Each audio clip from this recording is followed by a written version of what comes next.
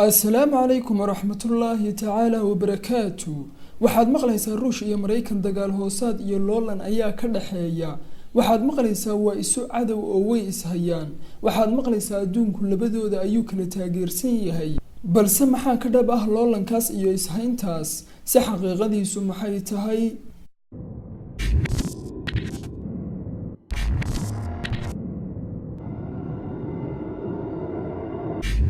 gaaladu waxay damacsan yihiin inay adduunka maamulaan oo iyagu ka taliyaan si ay taasi u dhacdana haddii ay yidhaahdaan waanu midoobaynaa oo wada jiraynaa. qorshahoodaasi ma shaqaynayo oo fidrada uu ilaahay nafta aadamaha ku abuuray ayaa ah in ay loolan iyo hirdan cid uun kula jirto, mana dhacayso in mar qura dhinac loo wada jeesto.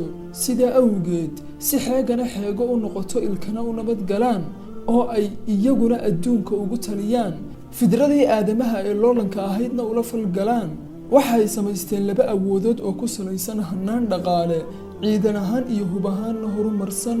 labadaas awoodoodna waxa ay dadka ugu sheekeeyeen in ay isku liddi yihiin oo adduunka kala jiidanayaan, qorshayaal ay adduunweynaha kaga xaraabaysanayaan oo sida ay doonaanba ay kaga samaysanayaanna way samaysteen oo dejisteen.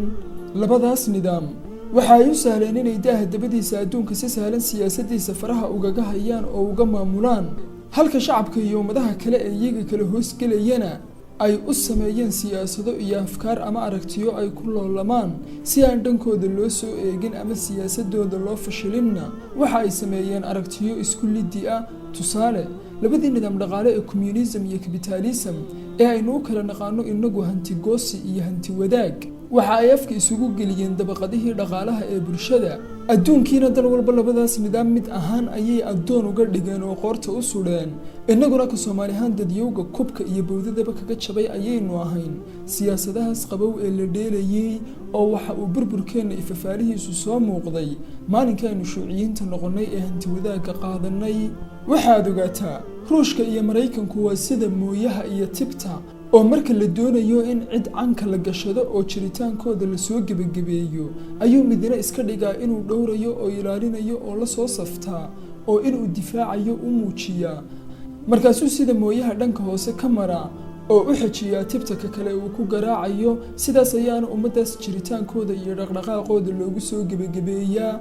haddii aad u fiirsato labadii dagaalweyne ee adduunka labadooduba isku dhan ayay ahaayeen, dhinacna xabadda way u wada ridayeen. dagaalkii qaboobaa ee ay sheegteen inuu iyaga dhex marayana maalin qashar iskuma ay ridin ee inta laba ummadood afka la isu geliyo ayuu midiba ka kale dibada ka soo riixayay oo dagaal gelinayay. balse Mareykan iyo Ruush weligood buus iyo khara iskuma ay qaban ee iyaga ayaaba dhulalka kala iibsan jiray. hadda haddii uu dagaal cusubi oogsadana inta ay hub iyo nukliyeer ku faanayaan dhan ayuunbay u wada ridayaan. ugama aynaan jeedin inaynu bandhigan gorfayn ku samayno, balse ujeedkeennu waxa uu ahaa inaynu fahanno siyaasadaha gaalada oo aan la inoo beenguurin oo intalaac la inoo muujiyo, laag la inoo qodin.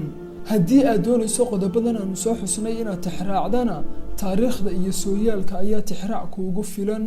wassalaamu calaykum.